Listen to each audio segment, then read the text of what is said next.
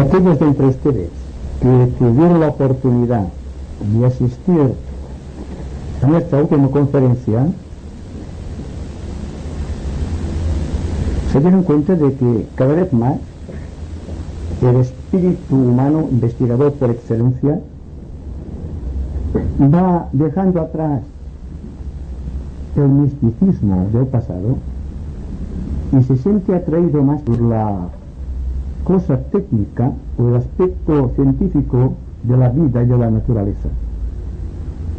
De ahí que estudios esotéricos de la más alta trascendencia, como los que tienen que ver con el espíritu del hombre,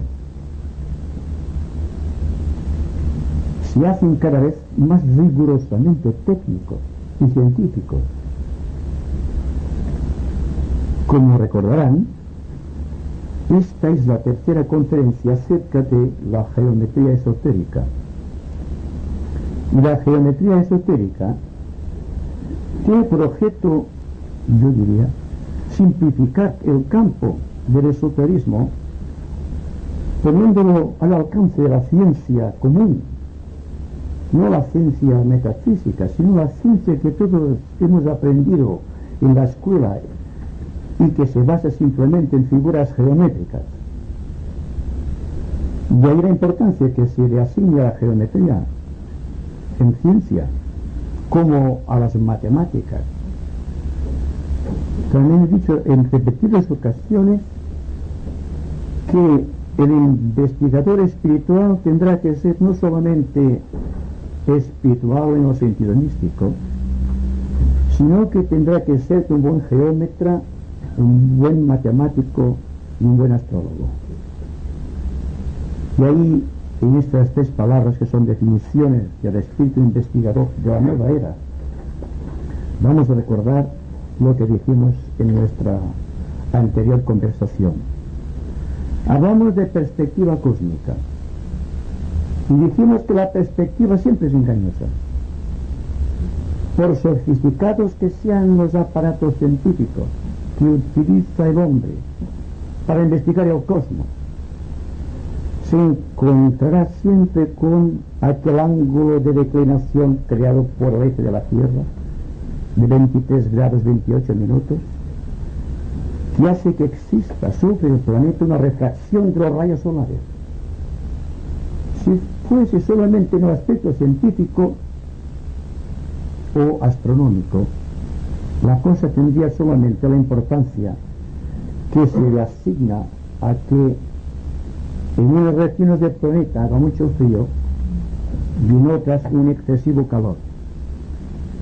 Pero el asunto va más allá, es mucho más importante, porque cuando la declinación de estos ángulos de incidencia cósmica sobre el planeta Tierra inciden sobre el ser humano, existe entonces una declinación de orden psicológico o espiritual, y entonces la verdad espiritual se escapa, porque el hombre no puede aprender el sentido exacto del espacio y del tiempo, que es lo que caracteriza la vida física en el planeta y en el universo, y quizá en todos los universos creados por la divinidad. Entonces, si toda perspectiva es engañosa, lo cual significa que la visión va de fuera hacia afuera, hay que buscar otros métodos de investigación, y es buscar el aspecto espiritual o la perspectiva mística o la perspectiva científica por excelencia que surge del propio corazón. En el corazón se halla la medida de todas las cosas. Entonces hay que mirar desde el corazón hacia afuera y no desde afuera buscando el corazón. Así seremos científicos, porque la verdad no vendrá contrahecha o deformada por los ángulos de refracción que vienen de la inclinación del planeta Tierra. Dijimos también que uno de los pasos más gigantescos que dio la divinidad y permítanme ustedes que hable de la divinidad en términos muy personales, fue cuando el hombre animal que poblaba la superficie del planeta enderezó la columna vertebral y creó una perpendicular perfecta sobre la horizontalidad del suelo. Entonces, el hombre empezó a pensar.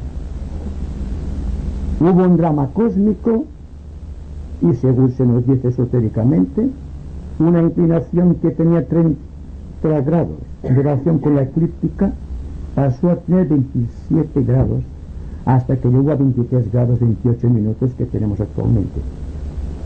Significa esto que la divinidad también está enderezando el eje de la Tierra, siendo el eje de la Tierra en su proyección humana, aquel canal llamado Sushumna en los estudios de yoga, que mantiene la columna del hombre en perpendicular sobre la horizontalidad del suelo y hace imposible entonces que el fuego de Kundalini, o el fuego planetario, pueda ascender libremente hacia las capas superiores.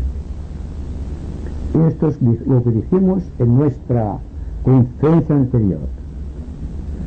Vamos a continuar insistiendo sobre estos puntos que yo creo muy interesantes, por cuanto son científicos y todos podemos comprobarlo, para penetrar algo más el sentido esotérico de la geometría y de la matemática. Por cuanto, como decíamos antes, el aspecto místico va siendo rebasado. No es que el aspecto místico no tenga su importancia. Digo solamente que el aspecto místico tendrá que hacer una unión perfecta con el aspecto científico para que tenga validez para esta nueva era. Una era rigurosamente técnica. Llegados a este punto, vamos a continuar avanzando por la geometría esotérica bajo el punto y el lema que he escogido para nuestra conversación de hoy, que es el espacio geométrico y el espacio psicológico. He dividido muy intencionadamente este tema o esta temática en 3 puntos que considero también muy interesantes, como son, por ejemplo, la filosofía de la vida y la filosofía de la forma, la contemplación geométrica del universo y el espacio considerada como una infinita red geométrica. Bien. Y el primer punto de la filosofía de la vida y de la filosofía de la forma tiene que ver con la capacidad que tiene el hombre de ver hacia adentro y hacia afuera de sí mismo. Cuando el hombre contempla el universo a partir de sí mismo, pero desde un aspecto periférico, ve el fenómeno de la geometría del espacio. Y todos sabemos que cualquier cuerpo ocupa un lugar definido en el espacio. Y este lugar que ocupa en el espacio tiene un valor rigurosamente psicológico. Es la posición del Sol, geométricamente hablando, con respecto a los planetas, y el aspecto del planeta con respecto a otros planetas, y el aspecto de los satélites con respecto a los planetas también, y la del hombre con respecto al planeta en donde vive y en donde tiene su razón de ser. Una de las consideraciones más importantes sobre la filosofía esotérica del espacio es que el espacio es poliédrico. Esta es una afirmación que puede parecer un poco desconcertante, por cuanto nosotros contemplamos el espacio solamente en una forma bidimensional. Vemos un plano del universo, pero el universo tiene un volumen. Por lo tanto, cuando vemos una de las constelaciones, por ejemplo, cualquiera, vemos la forma aparente desde nuestro limitado punto de observación, sin darnos cuenta de que esta estrella con respecto a esta puede estar a miles de años luz de esta otra, porque la vemos simplemente en un plano de perspectiva engañosa. Y ahí que la persona inteligente, cuando contempla el universo, debe hacerse la pregunta: ¿qué hay más allá de esa estrella? ¿Y qué hay más allá de la otra? Hasta ver que todas son figuras geométricas en forma de poliedro. Más adelante, cuando hablemos del espacio poliédrico de la forma, ampliaremos más el detalle, el cual también será quizá más extensivo cuando ustedes interroguen al final de la conversación. Pero lo interesante es que cada punto geométrico del espacio tiene un valor psicológico para el hombre. Ninguno de nosotros vemos las cosas de la misma manera, porque cada uno de nosotros en un momento determinado del tiempo ocupa un determinado lugar en el espacio. Ya sé que su perspectiva sea completamente diferente de la perspectiva de otra persona. Y ahí viene la, digamos, división de opiniones, el contrasentido y la lucha teológica, la lucha de las distintas iglesias. Son solamente puntos diferentes de observación. Solamente hay un Dios, el punto geométrico por excelencia, del cual parte toda posible forma geométrica. Y todo el mundo discute por si una persona la ve de esta manera o la ve de otra. Esta divinidad, me refiero. Y la lucha viene siempre por un efecto de perspectiva, no por una realidad. Desde el momento en que las cosas no son tal como las vemos, o tal como aparecen ante la visión u observación de nuestros sentidos,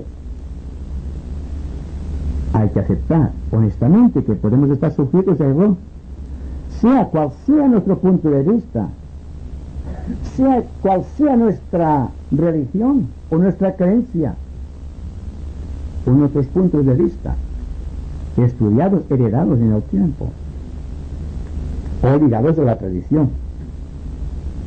Esta honestidad hará que un día se haga carne en la conciencia de la humanidad la palabra clave de fraternidad, que se ha convertido en una abstracción, porque contemplando honestamente nuestra vida vemos que no somos fraternales.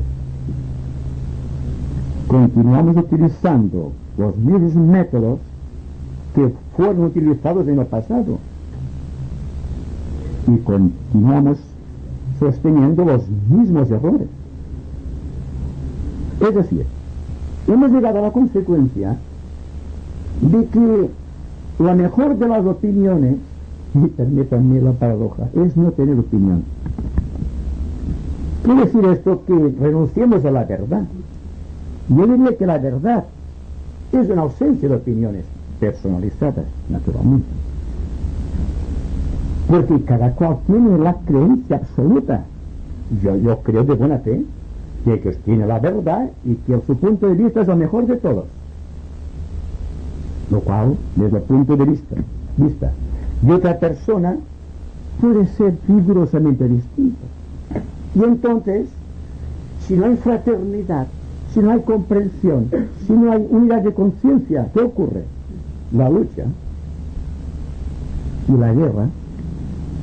Toda lucha entre voluntades opuestas siempre es por puntos geométricos distintos de observación. Sea cual sea el tema, sea cual sea la creencia, sea cual sea la religión.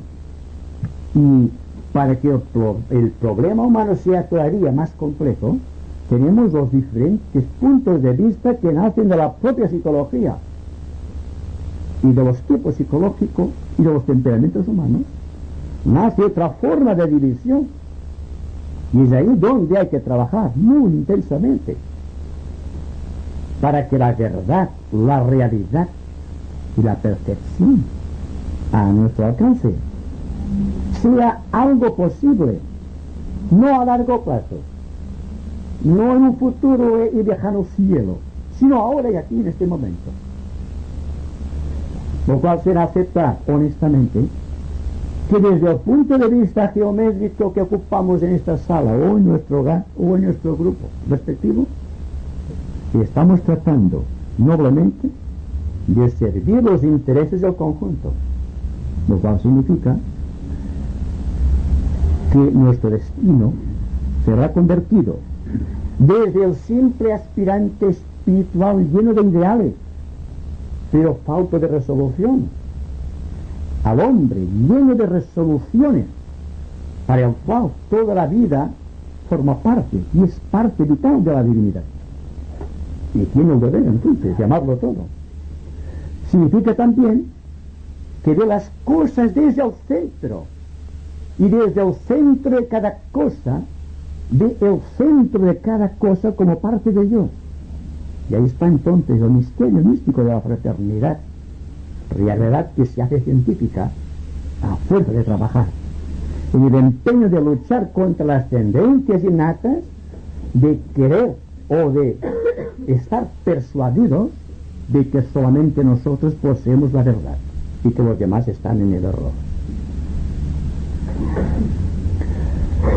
Otra forma de considerar la existencia desde el ángulo de vista de la geometría es que el color, y todos sabemos lo que son colores, son en realidad modificaciones geométricas. Es decir, que un tipo específico de red geométrica da un color, pero un tipo distinto de red geométrica da un color completamente distinto. ¿Han tratado ustedes de definir un color? Es imposible. Es abstracto por excelencia. Traten de hacerlo. Díganse, ¿cómo es el color amarillo? No podrán. Porque no han llegado todavía a lo profundo del color, que es la forma geométrica. Bien, cuando ascendemos por las rutas del espíritu y vamos siendo cada vez más conscientes de esta unidad de conciencia que somos nosotros como parte de la divinidad,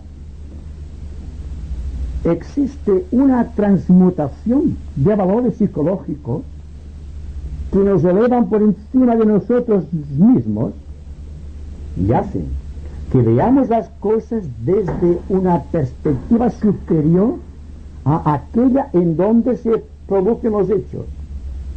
Entonces los hechos se ven matizados por el color que les corresponde, pero al propio tiempo se ve la red geométrica que engendra aquel color, lo cual es una forma de identificarnos con el gran geómetra o el gran arquitecto del universo, de la divinidad. Y cuando Platón decía que Dios geometriza, podríamos añadir también que Dios geometriza a través de la ciencia de los números, lo cual significa que Dios no solamente es el gran geómetra, sino que es el gran matemático. Y no hay ninguna forma en la naturaleza surgida del espacio, perceptible o no a nuestros sentidos físicos, que no sea un resultado del número y de la forma. Es decir, todos tenemos un número internamente, todos tenemos una forma definida. El número interno nos da la capacidad de comprender a Dios a nuestra manera. La forma geométrica que ocupamos es la forma geométrica del grupo al cual pertenecemos. Pero eso es todo. Habrá quizá un tercer punto, el importante, el de Dios mismo, si es que llegamos a comprenderlo. Porque Dios, según se nos dice históricamente, forma parte de una divinidad superior. Es decir, que cuando hablamos de Dios con referencia a nuestro universo, no hacemos referencia a aquellos puntos de tensión creadora hacia los cuales nuestro universo con todo su contenido está dirigiéndose o está oscilando en aquella dirección, lo cual hace que nuestras ideas filosóficas o en nuestros estudios esotéricos se amplíe la perspectiva de la divinidad a extremos insospechables, hasta el punto que podemos aceptar que el hombre, tal como lo conocemos en la actualidad, está creciendo hacia la divinidad y que la divinidad está creciendo a su vez por efecto de las leyes cósmicas de la evolución hacia universos superiores. Y así extendemos la perspectiva hacia lo absoluto, allí donde nuestra mente no encuentra nada donde afianzar el entendimiento y queda sujeto a un vacío muy creador, pero sobre el cual no podemos discutir, porque tenemos que embebernos mucho del silencio creador antes de poder captar en su verdadera realidad y justeza una forma geométrica.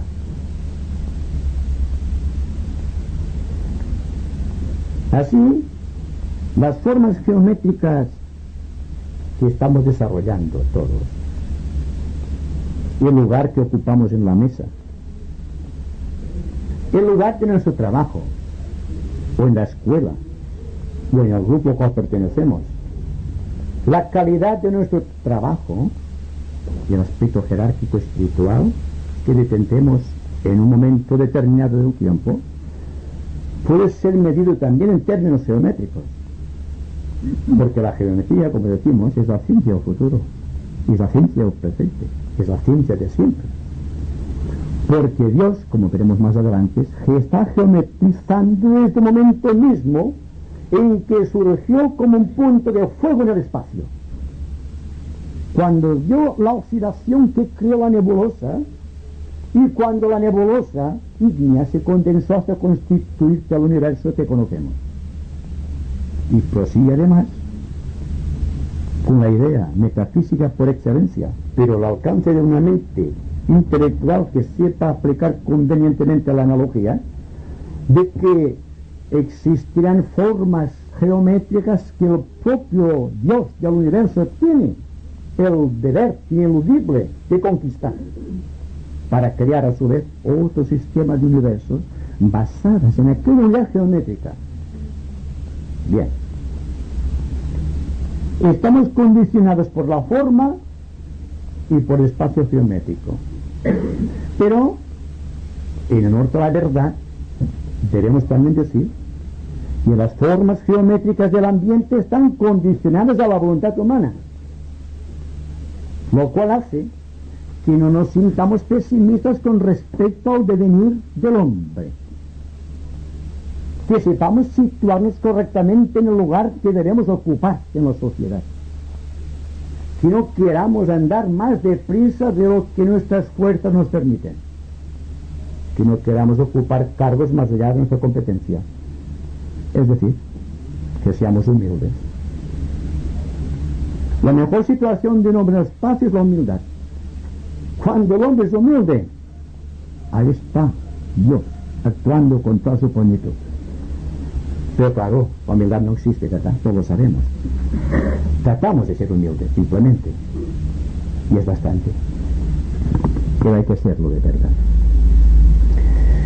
Segunda parte, vamos a ver cómo vamos a configurar la idea de la contemplación geométrica del universo.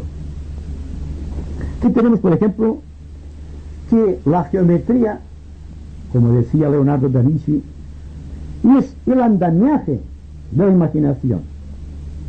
¿Pero qué es la imaginación? ¿Se han decidido una vez a preguntarse qué es la imaginación? ¿Qué es el pensamiento? ¿Qué es el alma? ¿Qué es el espíritu? Es decir, a interrogarse sobre aquello que constituye la verdadera vida del ser, tratando de responder a la triple pregunta filosófica de quién soy, de dónde vengo, a dónde voy, lo cual significa que el hombre tiene un pasado, un presente y un futuro, y que seguramente, sí, tal como rezan los antiguos relatos bíblicos y místicos del pasado, somos una representación exacta o creados de imagen y semejanza de la divinidad. También tenemos nosotros que aceptar que Dios tiene un presente, un pasado y un futuro, que escapan quizá en mucho a nuestra concepción de las cosas. Pero que desde el punto de vista de la geometría esotérica se pueden definir con las figuras que después analizaremos, lo cual también hace que nuestra mente profundice en regiones abstractas, teniendo en cuenta que las cosas abstractas solamente son abstractas cuando las consideramos desde la mente concreta. Pero si la mente concreta o intelectual es capaz de rebasar su propia medida, si es capaz de quebrantar el círculo infranqueable opuesta por su propia limitación, entonces se convierte en abstracta. Y cuando la mente es abstracta, las cosas abstractas son concretas. No es una paradoja. La persona que cultiva intensamente el silencio, lo cual es entrar en un plano de abstracción cósmica, aprende a discriminar, aprende a comprender, aprende a distinguir, entiende y comprende que el sentido de la vida es comparación y síntesis. La comparación, porque a través de la comparación el hombre se hace consciente de sí mismo. Síntesis, porque a través de las muchas comparaciones el hombre llega a perder el hábito de inquirir y de indagar. Porque la respuesta surge automáticamente cuando se hace la pregunta. Es el caso de la contemplación o de la iluminación. Y que la persona se pregunta porque tiene la mente todavía en un espacio tridimensional. Al ascender por las rutas de la cuarta o la quinta dimensión, el hombre ya no pregunta ni interroga. Simplemente está investigando. ¿Qué es lo que deberíamos hacer ahora mismo? Investigar completamente las causas y las razones que hacen que seamos seres humanos con ciertas aspiraciones de orden elevado o espiritual. Y siempre he insistido en el hecho, lo repito, de que el hecho de que estemos aquí ahora es porque existe una participación mística y espiritual, más un deseo intenso y profundo de llegar a esta verdad que todos ansiamos conquistar. Llegados a este punto, lo demás aparece como un eterno devenir, todo va viniendo por la fuerza de las cosas. Solamente hay que aceptarlas, no con resignación, como de método, digamos, místico, sino con resolución, porque la resolución vence. En cambio, el miedo perturba el espíritu y no hay visión, no hay forma geométrica definida. Y si existen formas geométricas son deformadas, no son regulares. Por lo tanto, escapan en mucho a la investigación del hombre que es creador. Bien, el espacio es una infinita red geométrica. Si ustedes contemplan el cielo en una noche estrellada, verán que existe una infinidad de cuerpos celestes brillando, unos más, otros menos, dependiendo de la distancia, dependiendo de la evolución o de la intensidad de aquellos cuerpos celestes, más unas formas geométricas definidas. Esotéricamente sabemos que la capacidad de imaginar a la que antes hacíamos referencia, de la cual Leonardo da Vinci consideraba como la base de la creación, es la capacidad de crear formas geométricas mirando al espacio. Y Leonardo, tengo que referirme a él, porque realmente es el padre de la imaginación creadora en arte, decía: contemplar una pared bien arrugada y tratar de imaginar paisajes allí. Se desarrollará idéntica facultad que la del Señor del Universo cuando creó este sistema de mundos. Es interesante, y esto en una pequeña medida lo hacemos todos. Estamos imaginando una pared, estamos tratando de ver algo allí, caras, paisajes, todo esto. La imaginación es la base de la liberación, siempre y cuando no nos detengamos en las creaciones. La imaginación es cosa del corazón, el pensar es cosa de la mente. Una cosa es el número y otra cosa es la forma geométrica. La forma geométrica nace de la imaginación, el número nace del pensamiento. Pero la forma es concreta, el número es abstracto, siempre. La matemática es abstracta, tenedse cuenta de que una ecuación matemática, de la clase que sea, nos da la noción de una belleza artística, de una belleza imponderable desde el ángulo de la visión del esotérico. Porque no existe ecuación perfecta que no sea de una gran belleza plástica. Es decir, no vamos a hablar del binomio de Newton ni de una ecuación de cuarto grado o de quinto grado con determinantes, y vamos a hablar de trigonometría. Vamos a referirnos simplemente a estas formas que vemos constantemente, que estamos produciendo, porque la persona que es capaz de imaginar algo correcto, el fruto de su imaginación está engrosando el ambiente que nos circunda con elementos específicos de carácter creativo y por lo tanto afines con el espíritu de superación de la raza humana. En tanto que la persona que carece de imaginación, y hay un gran número en la humanidad, solamente crean imágenes sin forma, imágenes que no tienen importancia alguna desde el ángulo de la evolución. Es decir, que si queremos ser buenos esotéricos, deberemos educar esta imaginación cuyo andamiaje se halla en la geometría. Saber trabajar la geometría es saber trabajar la matemática. Si sabemos trabajar ambos aspectos, trabajamos el espíritu. Porque el espíritu, repetimos, en esta nueva era, tendrá que dar una importancia muy singular a estos aspectos científicos. Y toda verdad que sea presentada a la manera tradicional, a la manera mística, no tendrá aceptación, singularmente de la juventud, que viene marcada poderosamente por esta potente fuerza de Acuario, la cual se basa principalmente en la ley de asiduidad de los grupos, en la ley de selectividad de formas geométricas y en los puntos de contacto establecidos entre puntos distintos pero equivalentes, lo cual significa que a poco se irá forjando una conciencia de grupo marcada por líneas esotéricas completamente geométricas que harán que el hombre comprenda las cosas, no que las admita por dogma o por principio de imposición. Las comprende porque las ve, porque las siente y porque las vive.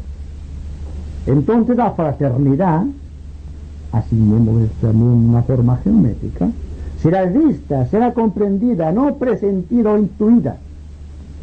Será una realidad, no será un sueño. El místico vive mucho de sueños todavía.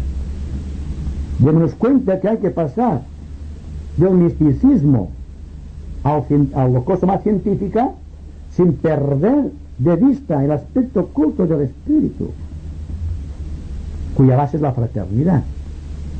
A partir de este punto de vista, la verdad debe hacerse tan concreta ante nuestra vista, ante nuestras percepciones, que cuando veamos un color, veamos realmente el color, no la apariencia del color, que es lo que vemos. Veamos qué es lo que hay más allá del color, o qué es lo que hay más allá y más adentro de nosotros mismos. Lo cual significa de una manera muy concreta que queremos hallarlo a Dios, porque Dios está en todos los seres. Si la vida está en todo y la vida es Dios, está en todas las cosas y en todos los seres. Hay que admitir esta realidad. Si la admitimos noblemente, nuestra vida será más feliz que la que hemos tenido hasta ahora. Bien, hay algo muy interesante al hablar del espacio como infinita red geométrica, es que hablamos de karma en los estudios esotéricos. Yo quisiera establecer una relación entre el karma y las formas geométricas. En otra parte de esas conversaciones, hace unos meses, hablamos del karma como un efecto principal de la ley de gravedad. Cuanto más gravedad tenga un astro, el que sea, más karma, más dureza de destino, más esfuerzo, porque hay más peso. Y cuando existe, por ejemplo, en los relatos tradicionales espirituales sobre Cristo, el misterio de la ascensión, se nos habla muy claramente de una pérdida de peso, porque se nos dice textualmente: subió o ascendió en cuerpo y alma. Pero, ¿qué es lo que hicieron los grandes geómetras de Egipto con aquellas grandes moles de piedra con las cuales construyeron las pirámides? Sino elevados por el poder de la voluntad, por un poder que está en la propia piedra, porque en la propia piedra está Dios, y Dios en el hombre, y Dios en la piedra puede hacer que se mueva a voluntad. Y más allá todavía, todo cuanto existe en el universo se sujeta a peso. Lo que pasa es que el peso más denso es el peso físico, pero hay el peso astral, o psíquico, o emocional, como ustedes quieran. Hay el peso de la mente, y esto todo es lo que impide que el hombre, que está constituido por tres aspectos, por una mente que razona, por un corazón que siente, por un cuerpo que actúa, se encuentra bajo el efecto de tres gravedades distintas. Y la unificación de este campo vibratorio triple es el karma humano. Entonces el hombre, geométricamente, es un triángulo que va en el hombre perfecto, plenamente equilátero, como es el símbolo de la propia divinidad, y isósceles o escaleno, depende de los demás seres humanos. Se dan cuenta como también aquí encontramos la contraparte geométrica, porque sitúan a Dios siempre como un triángulo equilátero, porque dicen Dios es trino, porque Dios es la Santísima Trinidad, Padre, Hijo y Espíritu Santo, refiriéndose al hombre, ya que somos hechos a imagen y semejanza del Creador. El hombre, el Padre es la mente, el Hijo es el amor, el sentimiento, y el Espíritu Santo es la creación, aquí lo que vemos, el cuerpo físico. Por lo tanto, vamos al principio de que según sea la forma geométrica que ocupe un hombre en el espacio, en relación con otros cuerpos, así será su karma, su destino.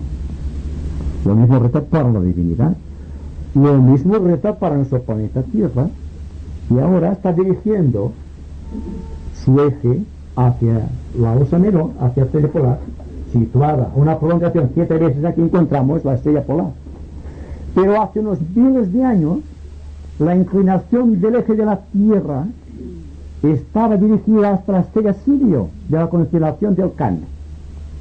Significa, por tanto, que existe una declinación constante, pero se nos dice también que el eje solar que iba hacia la constelación de Hércules se desplaza hasta las Pléyades. Dense cuenta que toda la analogía es perfecta con respecto al hombre y su creador. Y a partir de aquí, el filósofo, el científico, el investigador tiene un campo magnífico para idealizar, inclusive, como se idealiza cuando se hace una ecuación perfecta en matemáticas. Hay una belleza matemática que es la belleza perfecta de la geometría, siendo la unión de ambas ciencias el espíritu, la rectitud, el hombre que ve las cosas en su justa proporción. Bien, vamos a hablar un poco de nuestro universo. Lo conocemos solamente de oídas y de vista un poquito, pero en las ocultas entrañas de cada ser humano existe la memoria indeleble de la divinidad.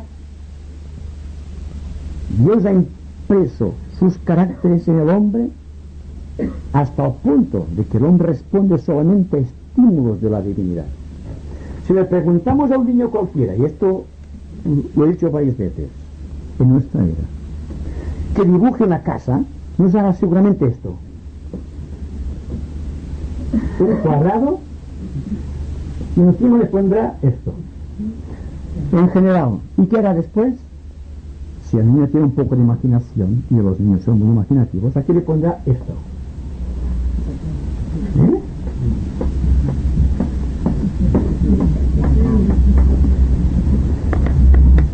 Ya tenemos el pasado, presente y el futuro del hombre. ¿Qué es el pasado, presente y el futuro de la propia divinidad? Según se nos dice esotéricamente, ruego que acepten esta idea como una simple hipótesis mental, la divinidad tenía la aura etérica compuesta de cuadrados. Y el pasado de nuestro logos era el cuadrado. Y entonces desarrolló los poderes del cuaternario. Desarrolló el cuerpo físico, el cuerpo emocional, el cuerpo mental y el cuerpo etérico. Y entonces desarrolló lo que técnicamente definimos su personalidad creadora o psicológicamente hablando, su identidad en el tiempo y en el espacio. Avanzó el tiempo, pasaron los periodos de Manvantras, fueron trascendidos los grandes pralayas del Logos, reencarnó, si me permiten esa expresión, en otro universo que es el actual, en donde la técnica de construcción es completamente distinta. Y entonces está desarrollando la capacidad creativa del triángulo, el aspecto superior del hombre, es decir, aquello que en términos ocultistas definiríamos como la tríada espiritual o Atma, Buddhi y Manas, Manas superior. Y naturalmente, ¿qué es lo que buscamos a través de esto? El tercer universo. Entonces existe también para el propio logo solar una meta reconocida, el tercer universo. Está en el segundo. Pero naturalmente esto es visto en un plano, digamos, de simple perspectiva.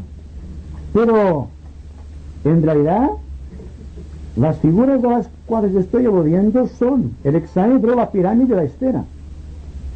Por cuanto esto lo vemos siempre en una proyección de dos dimensiones.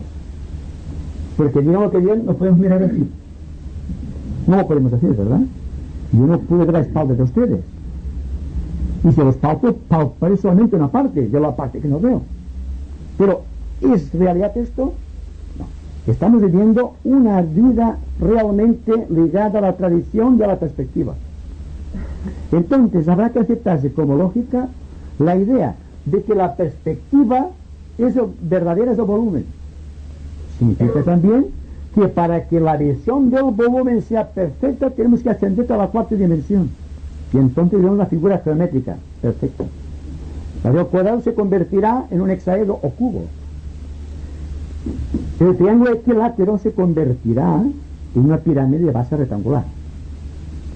Y el círculo, que es el centro del sol, y verán ustedes que todas las grandes religiones aceptan el círculo como un sol en forma de oro, es siempre la esfera, una esfera luminosa que permite que la persona se identifique con su propio creador.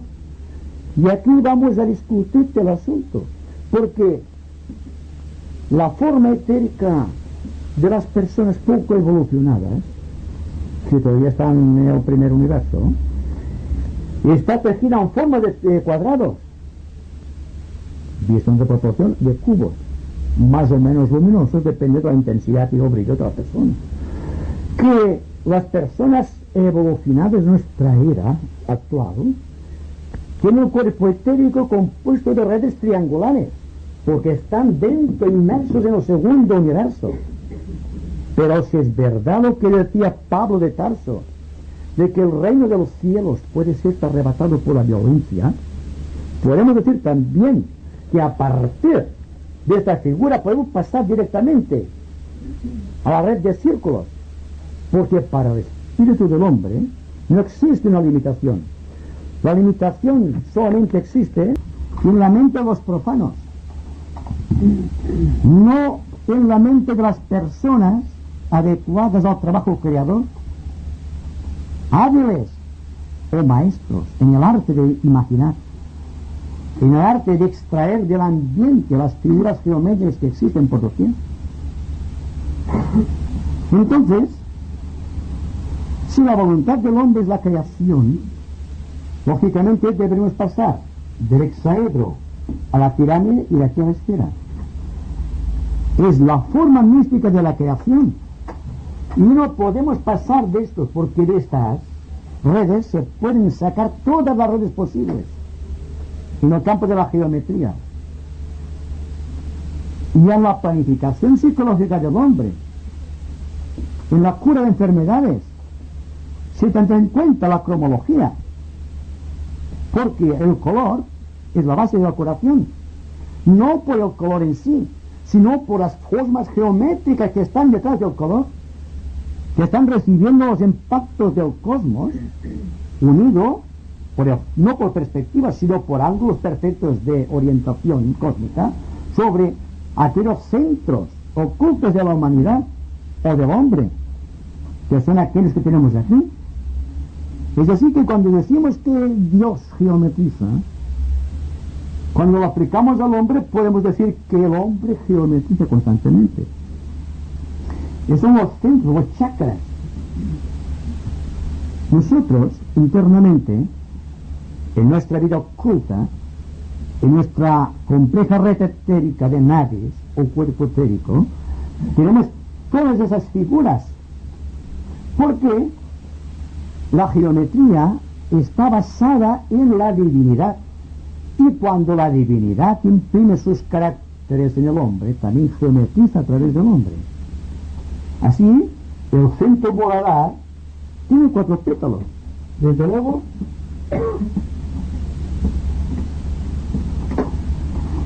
dense cuenta, girando a velocidades increíbles. Es el asiento de Kundalini. El Chakra Svadhisthana tiene 6 pétalos. ¿Por qué tiene 6? Tiene relación los 6 con todo aspecto geométrico de hexágono en el universo. Dense cuenta que todo se basa en la realidad científica y filosófica de que Dios está geometrizando a través de la ciencia de los números. La forma siempre es un disco oscilando a grandes velocidades. Los números son los pétalos a través de los cuales la energía geométrica del universo se está introduciendo en los vehículos del ser humano. El centro Manipura del plexo solar tiene 10 pétalos y va siguiendo hacia arriba. El centro del corazón tiene 12 pétalos. Y hay el misterio del planeta Júpiter, porque hay una relación entre nuestro planeta Tierra y el planeta Júpiter y las 12 constelaciones del zodíaco y los 12 discípulos del Maestro Jesús, porque la divinidad está enviando su fuerza a través de las 12 lunas que tiene Júpiter.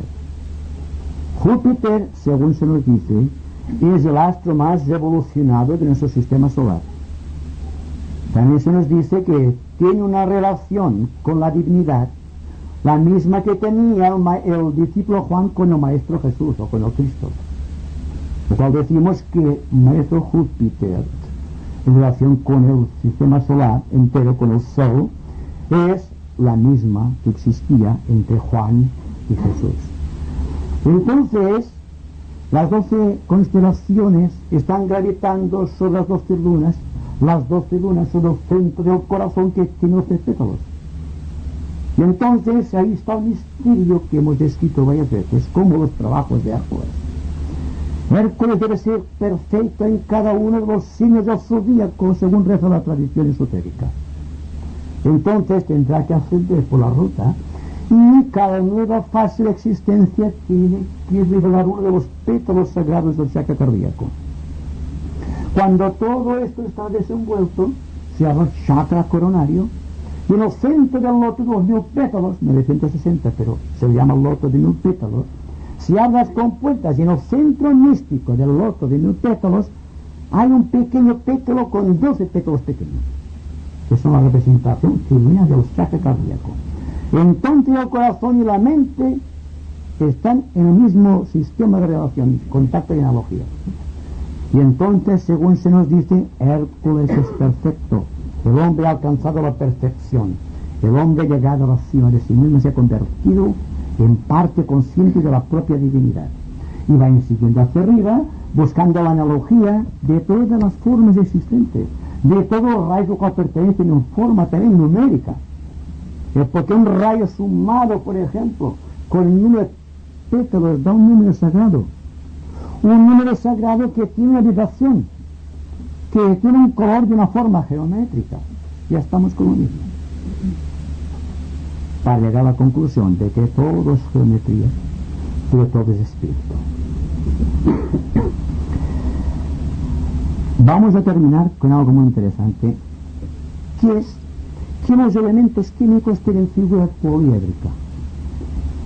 Es decir, que el examen clarividente de un átomo químico cualquiera lo ve surcado de acuerdo con la cantidad de protones, de electrones y de neutrones, en unas formas poliédricas definidas, desde el átomo de hidrógeno con un solo protón, un solo electrón y un solo neutrón, hasta el laurencio, que tiene 103 protones, 103 electrones y 103 neutrones, y está la inmensa gama de elementos químicos, cada cual con el número de protones dentro oscilando a terribles velocidades, está creando figuras geométricas de rara e inconfundible belleza. Algo que escapa a nuestra imaginación, algo que está más allá y por encima de nuestra imaginación ordinaria. Hay mucho que aprender, hay mucho que penetrar hacia adentro y hay mucho que silenciarse. Hay que llegar a un estado de pureza mental en el cual veamos que todo el universo es una forma geométrica que nos envía radiaciones convertidas en colores, y que estos colores engendran las cualidades que caracterizan nuestra psicología humana.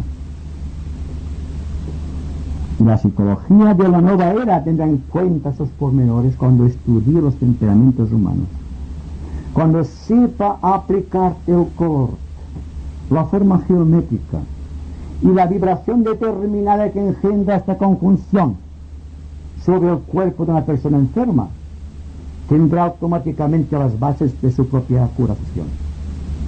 Es decir, estamos marchando a pasos de gigante hacia aquel punto en el cosmos, en el planeta, en el hombre, en el cual no habrá enfermedades en la tierra, ni habrá lucha fratricida como hasta ahora.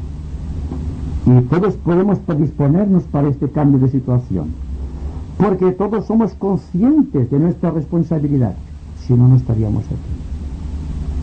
Hay que marchar juntos en este aspecto, que nuestra posición geométrica en la sociedad y la forma geométrica que dedicemos en cualquier momento del tiempo y en el espacio sea lo más perfecta posible. Pero me refiero a belleza física, me refiero a la belleza del alma, y eso todos podemos construirlo de nuevo. Y ahora ustedes pregunten, ¿de acuerdo a lo que se ha dicho o lo que se dijo en anteriores ocasiones?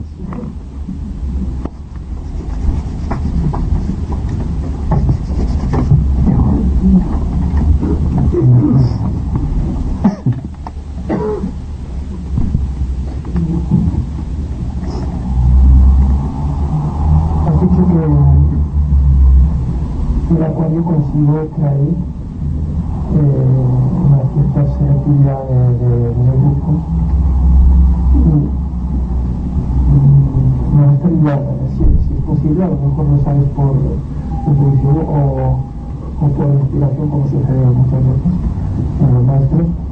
Yo estoy un poco acuario y Yo no he sabido ver ese distintivo o ese impulso emocional hacia esa cosa de selectividad de grupos, partiendo del propio signo en sí, aparte de la experiencia, sí se nota que hay una proliferación de grupos extraordinaria de Acuario, pero quiero decir si de la misma esencia de Acuario puede surgir ese concepto de formación y de selectividad y de grupos. Bueno, yo digo que cuando la persona sea inteligente en un grado aceptable, entonces por una ley misteriosa de afinidad se agrupará con personas de idénticas tendencias e inclinaciones. Eso sucede, pero démonos cuenta que lo que impera todavía hoy día en lo que a grupos religiosos se refiere es aquello que llamamos el temor a quedarse solo. Y la gente tiene una tendencia gregaria a agregarse, a reunirse con aquellos grupos mayores, no por su calidad, sino por la cantidad. Es decir, que cuando me refiero a grupos de la nueva era, me refiero a grupos pequeños y selectivos, no a grandes masas de individuos que buscan el apoyo gregario, que es, en una escala mayor, la tendencia de los animales a agruparse en rebaños. ¿Se dan cuenta la diferencia? Lo que hay que buscar no es el sentido gregario del grupo mayor, sino saber distinguir por vía interior, cuando existe una formación interna lo suficientemente activa, de buscar aquel pequeño grupo selecto con el cual se puede modificar básicamente la existencia humana. Porque no se trata de grandes concentraciones numéricas, sino pequeñas concentraciones de calidad.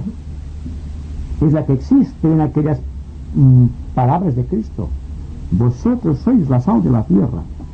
A sus discípulos solamente 12, con todo el universo casi por delante.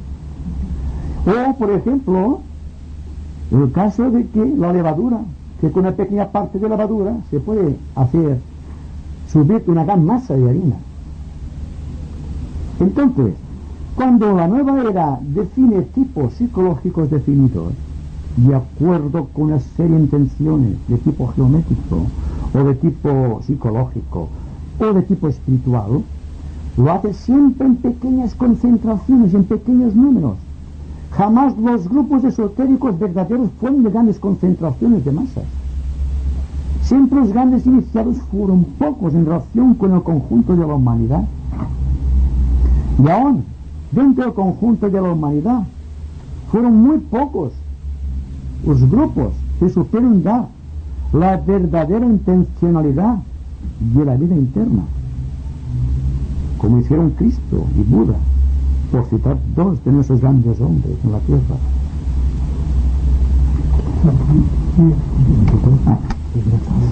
No sé.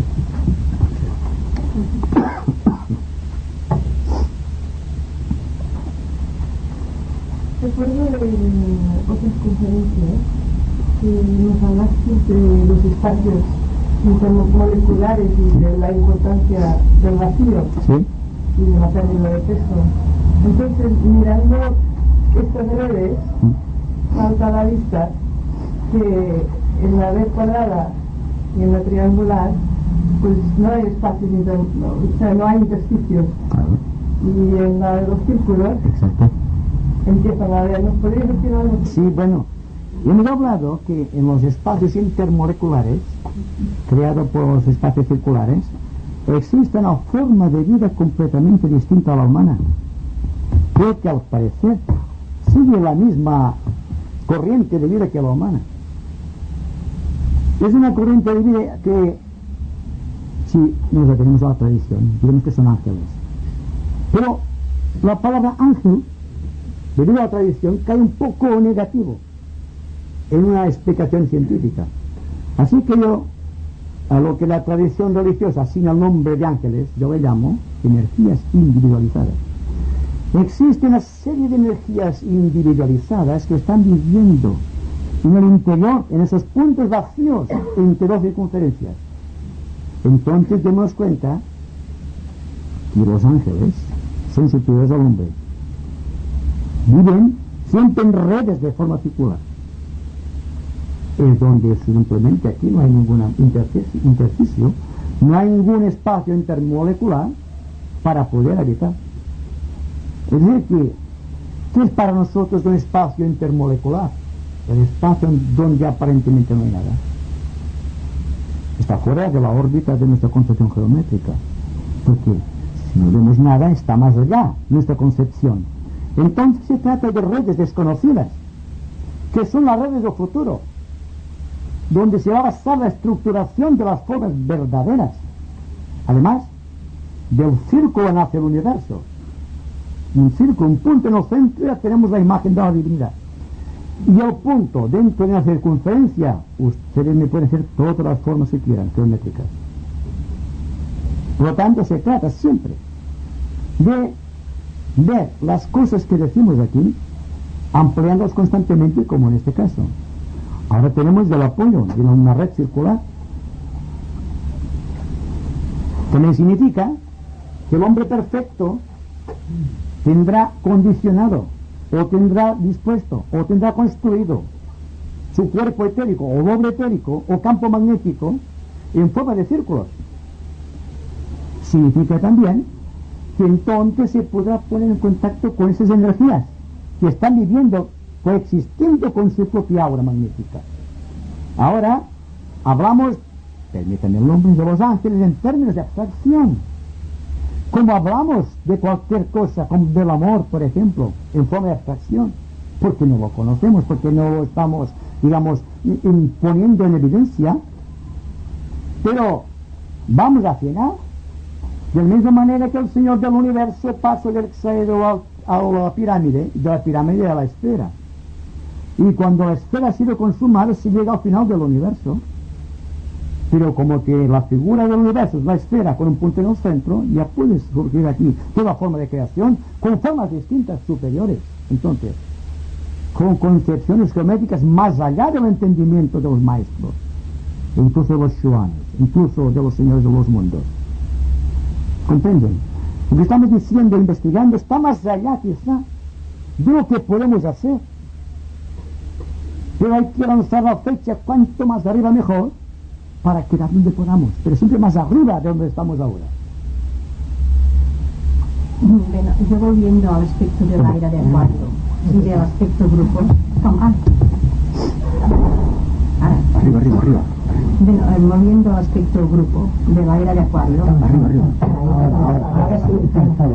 Pues entonces creo que yo creía que hablabas en términos más bien subjetivos, de grupo subjetivo, no de grupo a nivel de individualidad. Porque entonces yo creo que en la era de Acuario no piensas que será más bien por afinidad de las almas.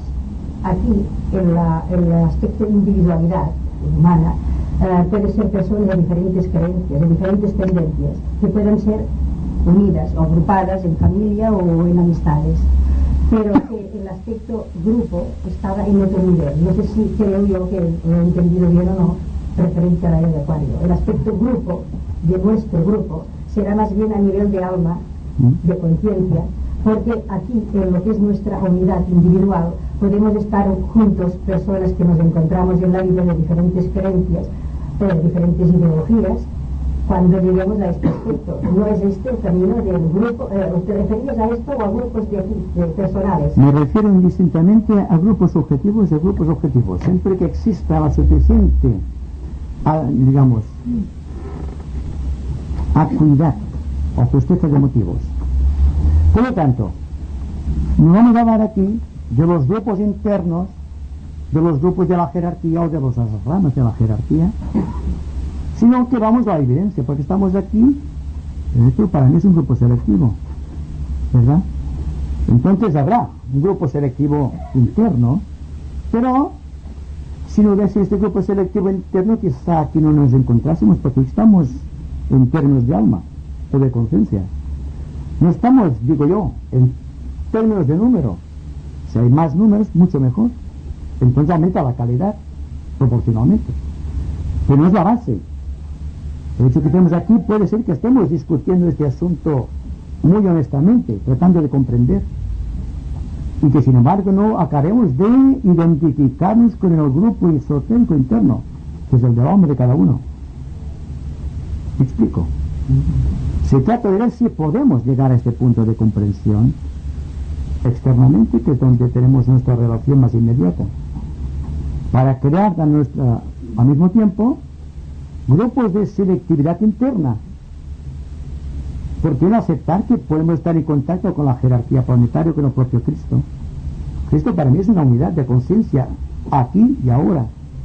Donde están 2 o 3 en mi nombre, estoy con ellos. Está aquí, pues entonces hay una unidad de grupo, hay una selectividad natural. Por lo tanto, se trata simplemente de desarrollar la comprensión en todos los momentos. Darnos cuenta que estamos aquí por alguna razón oculta, ya subjetiva, ¿verdad? Y estamos meditando en forma intelectual, objetiva por lo tanto, y estamos tratando de ser mejores, lo cual es una resolución interesante desde el punto de vista de la ética, o de lo que presupone la evolución humana en toda su profundidad. Es decir, estamos avanzando como almas y como personalidades. Y estamos a la par teniendo un grupo oculto y un grupo objetivo. Uno se queda en la mitad del camino y no hace nada. Bien, son aquellos que San Juan definió como los tibios, que no tenían ni fuerza hacia un lado ni hacia el otro. Se quedaban en la indecisión, hasta el extremo de decir, mejor es que peque, sino que quedes en la indecisión de si voy a pecar o no voy a pecar, porque si pecas te encontrarás con un castigo, indudablemente, y entonces saldrás de tu apatía. Lo malo es quedar siempre en la indecisión. Y aquí, en la nueva era, se exige del discípulo una gran decisión, una gran resolución, un gran sentido de valores críticos y analíticos, una gran comprensión humana y un gran amor para todos. Con esto se ha dicho todo, pero hay que repetirlo 1000 veces todavía para que se ancle en nuestro corazón.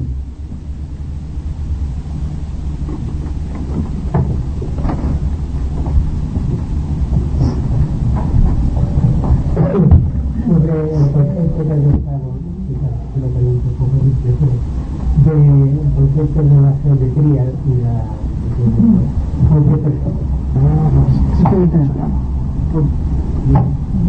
porque personalmente uno no conoce en absoluto nada de geometría ni de ética, si individualmente se ha hecho consciente, puede tratar de incluir todo este universo en esa forma geométrica y numérica. Sí, absolutamente. Siempre he dicho y repetiré hasta la saciedad que si hay atención, la persona registra en su corazón todo cuanto se dice. Aparentemente son ideas sueltas, retazos de ideas, podríamos decir, que no dicen nada, pero el corazón lo dice todo. Lo que no comprende la mente lo sabe el corazón. No tiene necesidad de comprender, lo sabe. Solamente el estímulo de afuera hace surgir aquello de dentro. Es decir, si estamos atentos, no cuando estoy hablando yo, cuando hablo de otra persona, o cuando discuta con sus amistades, procuren estar atentos. La atención es la base de la imaginación, porque si no pueden tener un punto de vista muy objetivo sobre el universo, jamás podrán ser creadores. Es decir, que la imaginación, como decía Leonardo, el gran Leonardo, se basa siempre en la imaginación, en el andamiaje de la geometría pura. No puede haber una imaginación flotando en el vacío. No existe el vacío. El vacío es nuestra incapacidad de verte en los mundos subjetivos. Pero si podemos desplazarnos en el tiempo, en el espacio, utilizando la razón interna y el estímulo creador, podemos decir de una manera muy real y objetiva que estamos dentro del corazón de la propia divinidad, estamos trabajando por él y estamos siendo aquí en la vida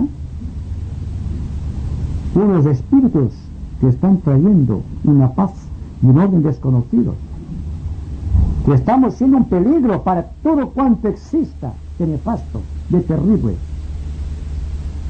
o de inquieto o de temeroso en este mundo de angustias y sufrimiento. Tenemos que ver, ¿verdad? ¿Lo aceptamos o lo aceptaremos? Este es nuestro problema. Es el to be or not to be de Hamlet, ser o no ser. Se trata en todo caso de llegar a lo más profundo y sin embargo no quedar detenidos en la superficie. Que la investigación interna no nos haga perder de vista el servicio a los demás. Hay personas que se levantan por la mañana y cumplen sus oraciones y después se olvida de esto y es uno como los demás. Más vale que no rece, que no ore, que no recite plegarias solamente musitando con los labios y que se dedique a ayudar a los demás. Será la mejor de las oraciones y para mí la más perfecta, porque crea fraternidad a su alrededor.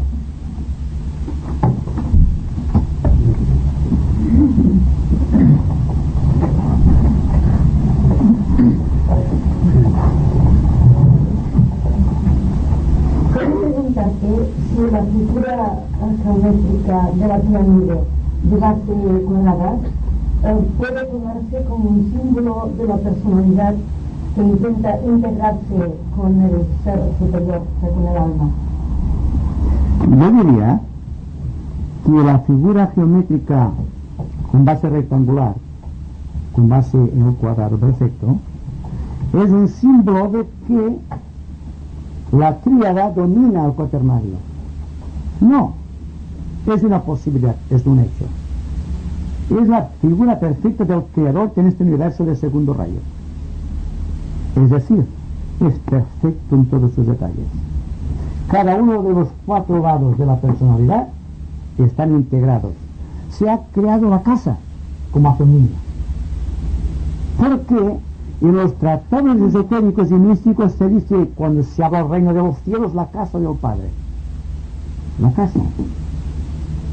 ¿Y por qué todos los símbolos místicos tienen el círculo perfecto en oro, en plata o en cualquier metal? Como el símbolo perfecto. La hostia sagrada es circular, no es cuadrada, ¿verdad? Porque en realidad está buscando aquella red misteriosa de círculos. Y todo cuanto se acerque a la figura del círculo es buscar la perfección, la hermosura de líneas. Hay una belleza matemática cuando la ecuación es perfecta, tiene aquella forma. Y el aura de un adepto, es decir, de un superhombre o de un maestro de compasión, de amor y de sabiduría, es de círculos. Y se realiza el mágico prodigio de que no tiene sombra. El hombre tiene sombra porque todavía no alcanzó la perfección. Un diamante bien tallado, por ejemplo, tiene muchas facetas, pero nunca llegará a la perfección de la esfera de cristal, que puede ser visto en todas direcciones, sin deformación alguna, si es cristal bien tallado y de roca, que es la superación de un reino mineral. Solamente hay que emplear la analogía, y a través de la analogía ver que también es el símbolo digamos, del cáliz y del verbo. El cáliz es triangular, una base cuadrada, como teníamos los blancos, por ejemplo, y naturalmente era en esta forma, ¿eh? Y aquí la semiesfera, y aquí la esfera. Los grandes sacerdotes hablantes tenían este símbolo, este cáliz. Solamente que habría deformación y ahora las iglesias procuran tener un ornamento de gran lujo y de gran valor, creyendo que así el misterio será más valioso. Y lo cual es al revés, porque esto era una cosa natural, sencilla, rústicamente elaborada quizá, pero había humildad en el corazón todavía, como en los antiguos cristianos. o como en los hombres de bien de nuestra época. Entonces, esto es el símbolo del hombre. Por ejemplo,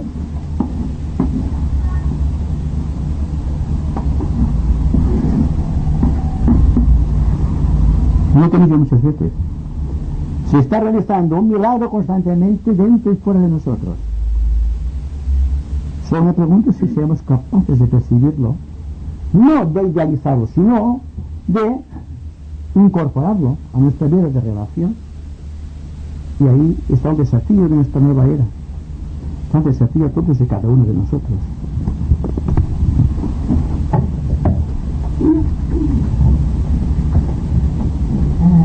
Veo que ahí hay los rayos, los números con pétalos y todo son números de tal. O sea que en un principio el séptimo rayo, que es el de ceremonial, Sí. pues entonces la base esta del ser fundamental. Sí. Sí. Entonces el ceremonial de hacerse los pétalos que cambia de forma ya, Sí. que le da vida para la transformación que sigue empezando. Va ascendiendo, Exacto. Va ascendiendo y aumentando el número de pétalos. Exacto, sí. Y claro, es muy interesante todos estos rayos de cada cual está en el sitio que le corresponde por la transformación ya de una vida de la armonía caridad concepto. Exacto. Exacto, ahí está. Precisamente, el cuarto rayo está en la armonía. El 6, que es el que hemos trascendido. Sexto rayo del misticismo. Y ahora pasa al rayo, digamos, al quinto rayo, que es el de la ciencia. Significa que estamos desarrollando a través del quinto rayo 96 pétalos, repartidos de 48 cada lado. Uno está conectado con la mente y otro con el corazón, buscando la síntesis, buscando despertar del chakra cardíaco del coronario. Es decir, que primero el hombre debe comprender y después vivir. No puede vivir sin comprender. No puede vivir la paz sin comprenderla, sin tener una imagen de la paz. Es decir, tampoco vamos a buscar que la paz está en el primitivo, que no es muy simple en sus cosas. La sencillez encarna la humildad, que está en la perfección del 12. Pero no es este el caso. Porque no vamos a decir que un salvaje sea perfecto porque es sencillo. No tenemos que escoger en la selva. No está sujeto a la vida presurosa.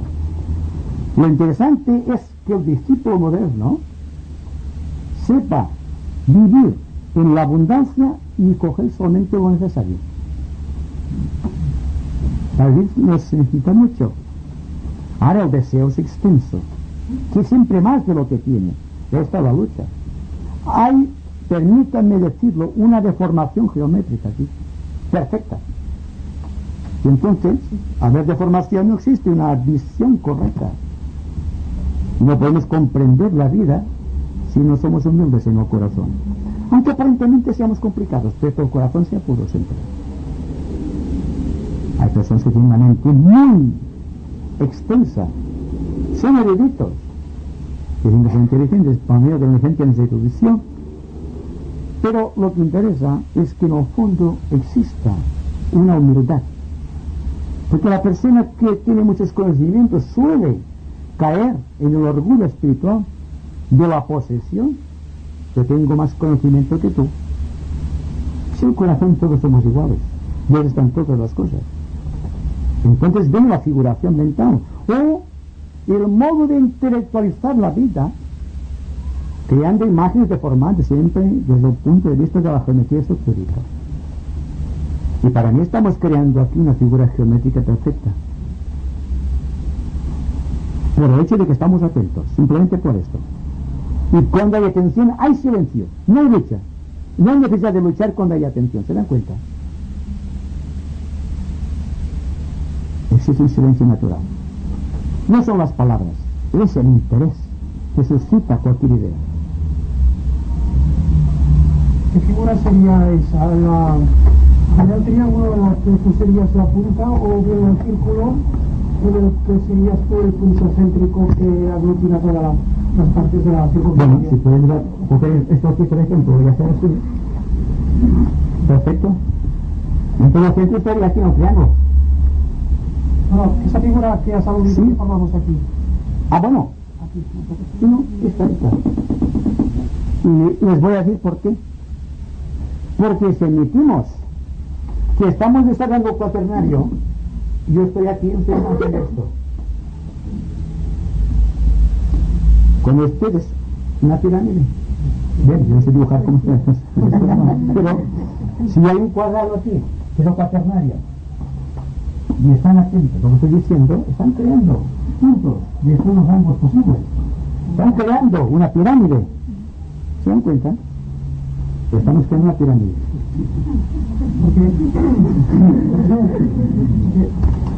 Había un caso histórico de un gran maestro que también dijo a un grupo de seguidores suyos que estaban creando una figura geométrica y yo he intentado rastrearlo en los escritos esotéricos y entonces se conoce que se ponía en el medio de ello como una sargana, ¿no? Un círculo y él recitaba unos mantras y se movían en compás de esos mantras y él se quedaba en el centro y entonces yo pienso si es que estaba formando lo que has dicho tú antes, el círculo con el punto de Exacto. que es el símbolo universal, ¿no? Si es un maestro, porque una sargana puede ser cualquiera. Ahora bien, si... Era Jesucristo. Entonces sí. Entonces ya tenemos aquí, el centro del corazón y los 12 apóstoles. Siendo apóstol todo aquel, o discípulo todo aquel que tiene rectas intenciones. ¿Tienen cuenta? Eso es el corazón, 12 pétalos. Y la congregación mística de Cristo eran 12 apóstoles con él en el centro. Y además, la historia no tiene mucha importancia, porque entonces es el símbolo cósmico que representa a Cristo aquí. No es simplemente una explicación dogmática que ha venido transmitida a través de la tradición o del tiempo.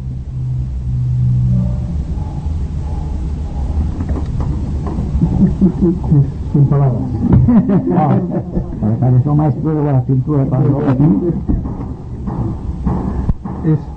Es esta imagen, por favor, que hay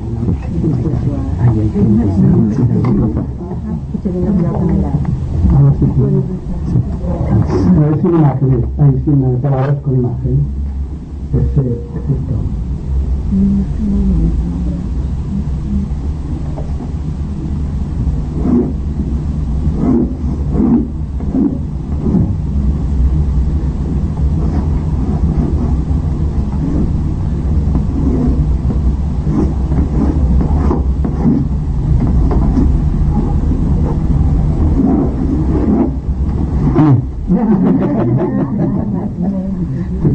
Estoy en colorado también, ¿eh?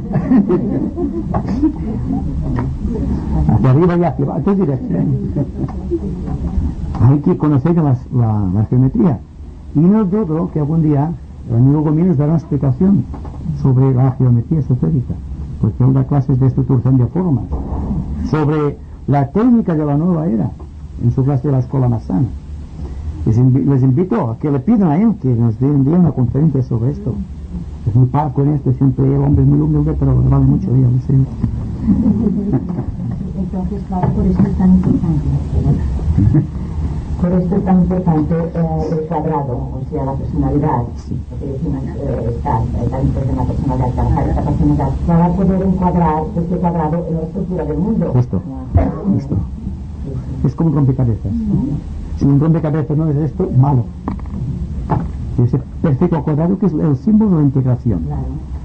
Cuando hablando en términos de meditación esotérica decimos está integrado, suponemos que la mente, el corazón, el ánimo, la conducta entera está equilibrada, porque hay una tensión suprema hacia el centro, hacia aquel círculo perfecto. En todas direcciones encontramos siempre el círculo de expansión, el círculo de la mente iluminada, el círculo de la iluminación, el círculo de la resolución.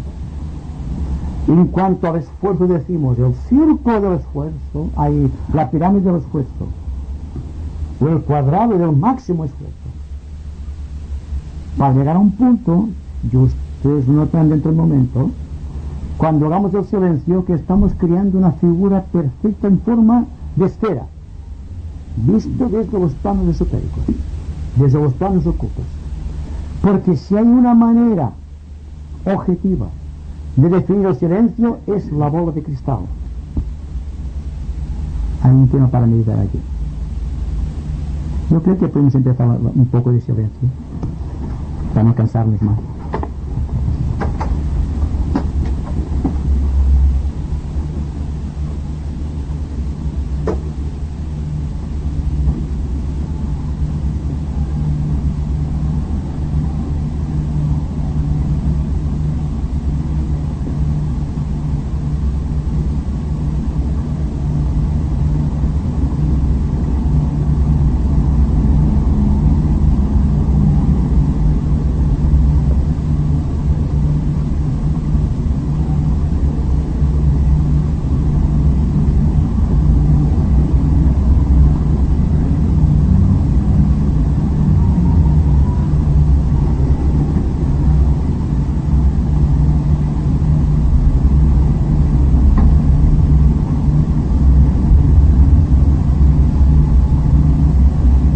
Muchas gracias.